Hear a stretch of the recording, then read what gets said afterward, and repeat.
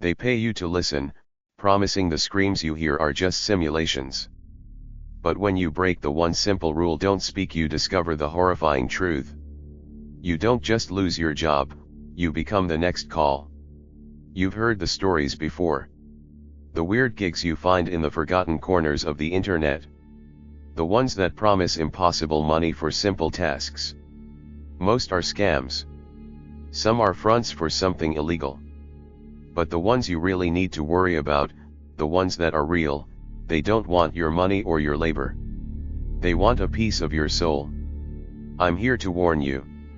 To confess. To tell you about the job that bought me a penthouse and cost me my reality. The premise was simple, but I should have known better. You are paid to answer calls, but you can only listen. If you talk, if you make a single sound, you're not just fired. You're severed. Curious? So was I. The money was just too good to ignore. But before I tell you about the end, I need to take you back to the beginning. To the place we called the silo. There's a fundamental wrongness to that building. You feel it the moment you step through the revolving glass doors. It's not the oppressive silence, or the hum of the servers, or the recycled air that always tastes faintly of ozone and old pennies. It's a pressure. A deep, resonant buzz that vibrates in your bones, a constant reminder that you are in a place that shouldn't exist. The longer you're there, the more you acclimate it. But the feeling never leaves. It just buries itself, a cold, hard knot in the pit of your stomach. If you enjoy these quiet, unsettling stories for nighttime listening, hit subscribe. I post new tales every day. The main floor is a vast, open-plan office, a sea of gray cubicles under the unforgiving glare of fluorescent lights. It's quiet, but never silent. If you sit still, if you close your eyes and just listen, you can hear them. The voices. Not from the employees. They pour from the headsets, a constant, overlapping river of whispered panic. Cries, pleas, ragged breaths, whimpers. They're not loud. Just soft enough to make the hairs on your arm stand up. Just loud enough to remind you why you're here. They're not supposed to be real. That's the first thing they tell you. Nobody talks in the silo. Not to each other. We don't have names. We don't even have faces. When you're inside, you wear the mask. It's a smooth, white, featureless piece of polished plastic. It covers you from your hairline to just above your top lip, leaving only your mouth exposed. A perfect, corporate blank slate. They say it's for anonymity. Part of the data integrity protocol. What protocol? Nobody knows. We're not here to understand. We're here to listen. Answer the call. Don't speak. Don't react. Just listen until the line goes dead. That's the job. I'm Ariana. 19 when I started. A college dropout drowning in debt. My friend Mabel found me. Mabel was everything I wanted to be, sharp, confident, independent, with a Chanel bag and a Mercedes she paid for in cash. She never talked about her work, and I assumed it was something shady. I wasn't entirely wrong. When she saw how desperate I was, she slipped me a business card. It was thick, black cardstock with a single, embossed phone number. If anyone asks, "You found this on a public bulletin board," she said, her voice devoid of its usual warmth. I don't know you. You don't know me. That is rule number 1. I called the number. A synthesized voice asked me 3 questions. Can you maintain silence under duress? Do you have any prior knowledge of our operation? Are you prepared to disengage from your current reality? I said yes, no, yes. A bit theatrical, I thought. But I needed the money. That was it. No interview, no background check. Just an address, a start time, and a warning, be on time. Not early, not late. Time is a structural component of our work. The assessors, that's what the managers were called, told us the callers were advanced AI simulations. Synthetic constructs designed to test emotional resilience. One of them droned during my orientation, his own mask hiding whatever expression he might have had. Your silence is the control variable. Your response, or lack thereof, is the data we are paid to collect. Nothing on the line is real. I believed that for the first few months. It was the only way to stay sane. It was easy to believe when the paychecks started rolling in. In 6 months, I was debt-free. I had a new car. I had a loft apartment with floor-to-ceiling windows overlooking the city. The money was a powerful anesthetic. It numbed the guilt. It made the screams sound synthetic. But they didn't sound synthetic. They sobbed. They stuttered. They begged for their kids. They talked about the man with the sideways smile who walked through their walls, or the thing made of crawling fingers in their closet, or the eyes that watched them from the empty space under their bed. You just sit there. You listen. You clench your fists until your knuckles are white, and you wait for the awful, sudden silence. The click of the line disconnecting. Then you take a breath. And a red light on your console glows. The next call is waiting. We all had our coping mechanisms. The man I privately called George built impossibly complex sculptures out of paper clips. The woman I called Debbie ate the same strawberry parfait, scraping the plastic cup with a rhythmic, grating sound. I sketched. I drew what I heard. Not for fun. It was an exorcism.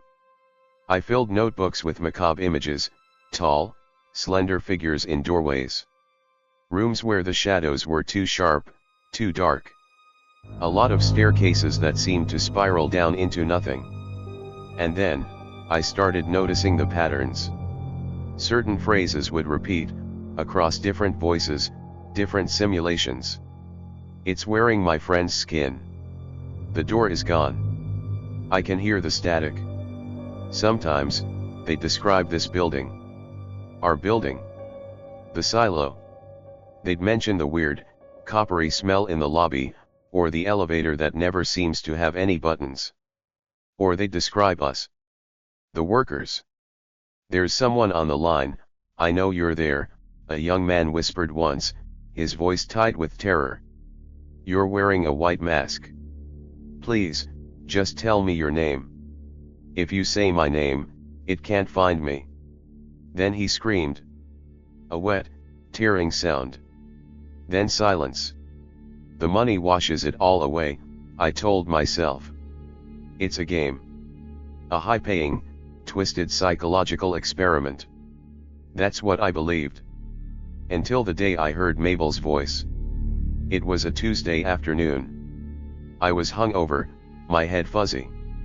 The red light glowed, and I picked up instinctively, my eyes on a half-finished doodle of a spider made of human hands. Hello. Oh God, is anyone there? I need help. The voice was faint, but it was unmistakably her. The world tilted on its axis. My own personal phone must have rung, I thought. I must have picked it up by mistake. Without thinking, I whispered into the microphone. Mabel. It was the loudest sound ever made. The hum of the servers stopped. The low chatter of the headsets vanished. Every single head in that vast room, 100 white, featureless masks, turned to look at me. The power flickered overhead, casting the room in a strobing, nightmarish light. At the far end of the aisle, a figure emerged from the maintenance closet. The janitor. A huge, hulking man who never spoke, who we only ever saw mopping up spills or replacing water cooler jugs. He just stood there, his own black, polished mask seeming to drink the light from the room. Watching me. My blood ran cold. I'd broken the first, the only, real rule. Then Mabel spoke again through the headset. But her tone had changed. All the fear was gone. Wait. Ariana. I wanted to slam the phone down, to run, but I was frozen. "Oh no," she stammered, a strange, choked sound in her throat. "Oh, you didn't, did you? You poor, stupid girl." And then she started to laugh. It wasn't Mabel's laugh. It was a broken, manic cackle that scraped at my ears, a sound of pure, unadulterated madness. It didn't stop. It just got louder and louder until I ripped the headset off and threw it against the cubicle wall. The assessor was already standing there. She didn't have to say a word. She just pointed toward her office. I sat in the cold plastic chair, my mind a vortex of that terrible laughter. "You spoke," she said. It wasn't a question. She scribbled on a notepad. "You created a connection.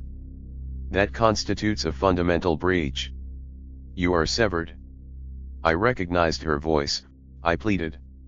It was my friend, Mabel. The one who... She looked up. Behind her mask, I could feel her eyes narrow.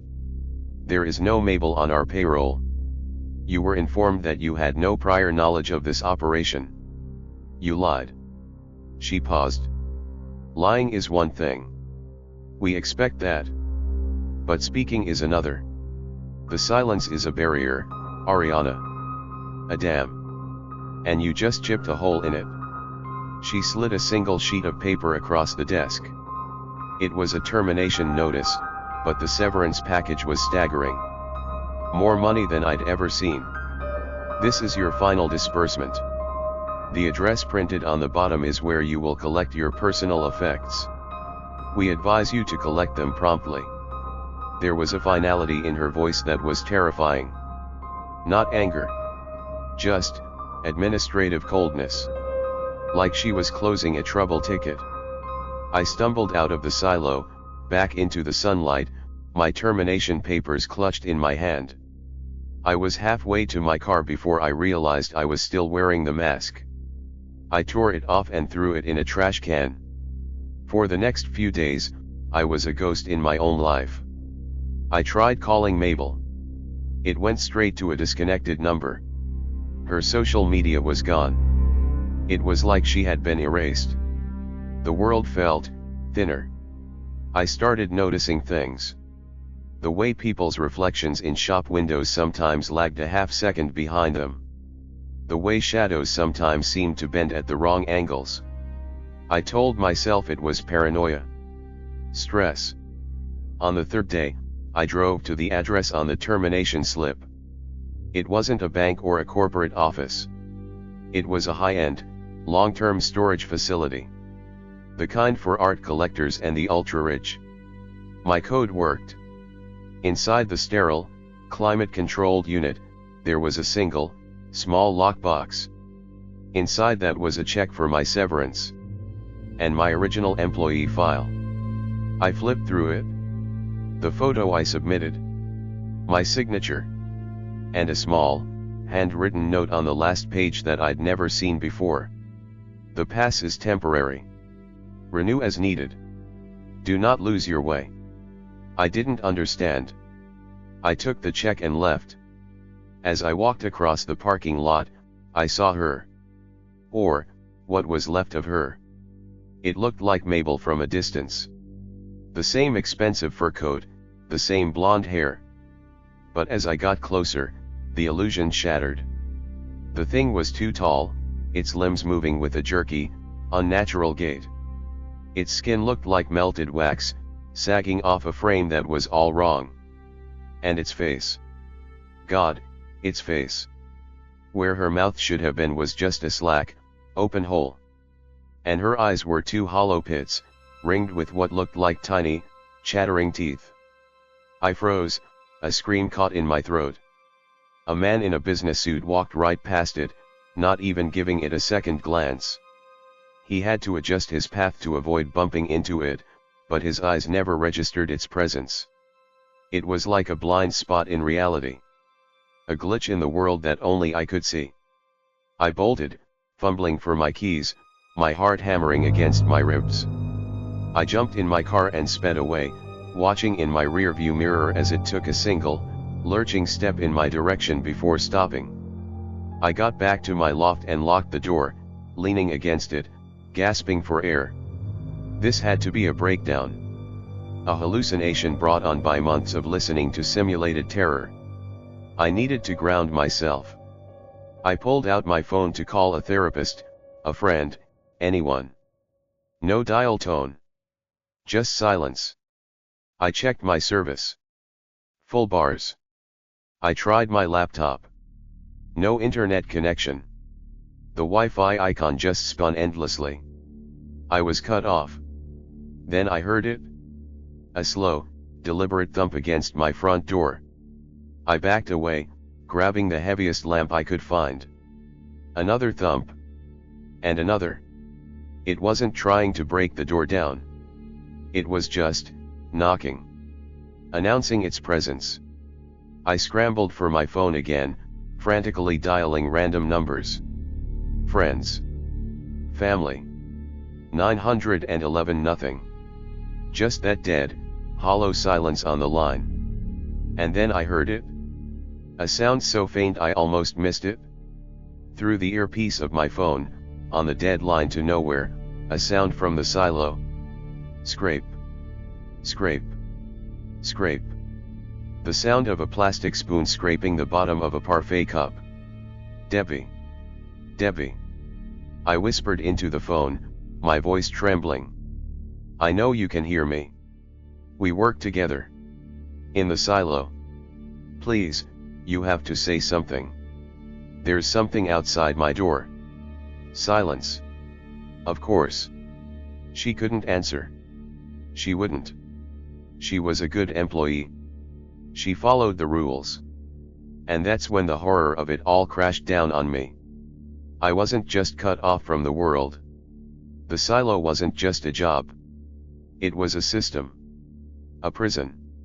And all my calls, my desperate pleas for help, were being routed straight back to the one place where help was forbidden. The screams weren't simulations. They were former employees. Severed employees. People like me.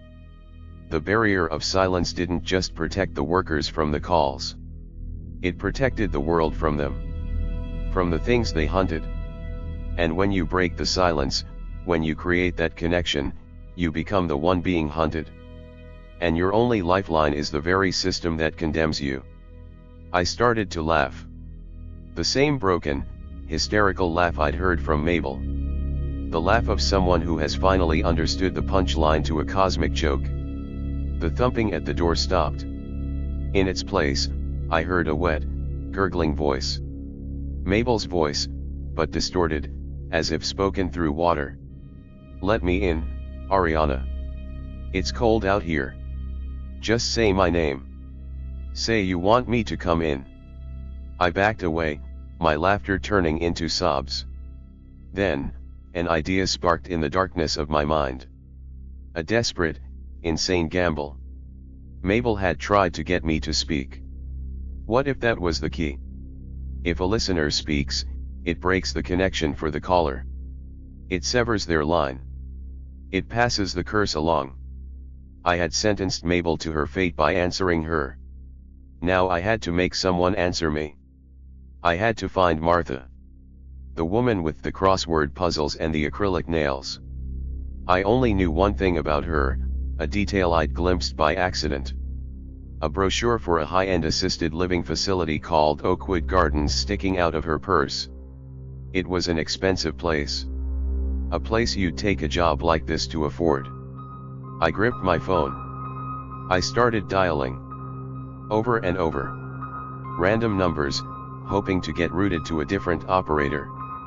Call. Hang up. Call. Hang up. Each time, listening for the telltale sound. The handle on my front door began to jiggle. The lock clicked. The deadbolt began to slide, groaning, from the inside. It was getting in. Then I heard it. Faintly. The sound I was desperate for. Click clack click clack clack. The sound of acrylic nails tapping on a desk. I had her. I had one chance. I took a deep breath, forcing my voice into a calm, professional monotone, a voice they would never expect from one of the frantic callers. The door swung open. The thing that was Mabel stood there, its form wavering, the fur coat melting into a mass of writhing, black tentacles. Its many-toothed eyes fixed on me. "Hello," I said into the phone, my voice miraculously steady. "I'm calling from the Oakwood Gardens facility. We're having a situation here regarding one of our residents." The clicking stopped.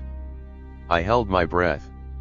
The creature took a step into my apartment, the air growing cold around it. "I'm sorry to call this line," I continued, the words tasting like ash. "This was the emergency contact number we were provided. I just need to confirm your name for our records before I proceed. This is an urgent matter regarding your mother." I closed my eyes, bracing for the end. I could feel its cold presence right in front of me, could smell the ozone and rot. And then, a voice from my phone. Small, terrified. Is my mom okay?" The sound was like a thunderclap. I opened my eyes. The creature was gone. It had vanished into thin air, leaving only the scent of decay and a strange, oily patch on my hardwood floor. The pass hadn't been a ward. It was a beacon. And now, the signal had been transferred. "Listen to me," I screamed into the phone, the professional calm shattered. "This isn't Oakwood. I worked with you at the silo.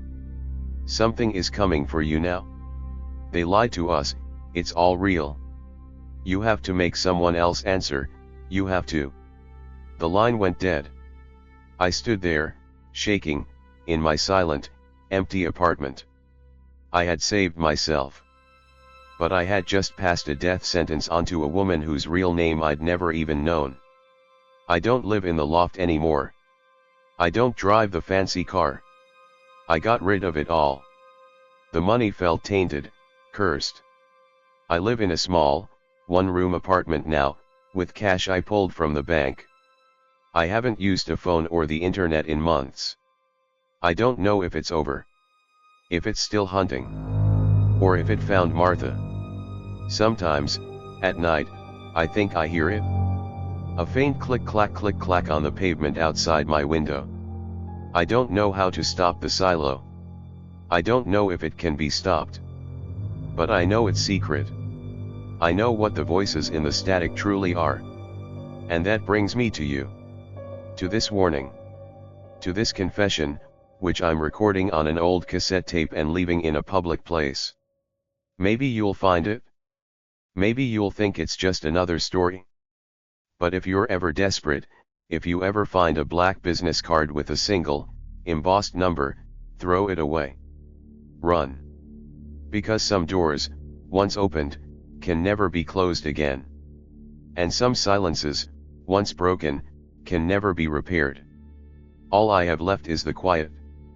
And a terrible, gnawing fear. Because my cassette recorder just ran out of tape. And I just heard my landline, a phone that I ripped out of the wall weeks ago, start to ring. And I know, with chilling certainty, who is on the other end of the line. And I know, that this time, someone will answer. The final line is followed by the sharp, jarring sound of an old telephone ringing, which continues for a few seconds before abruptly cutting to silence. The outro music fades in and then out.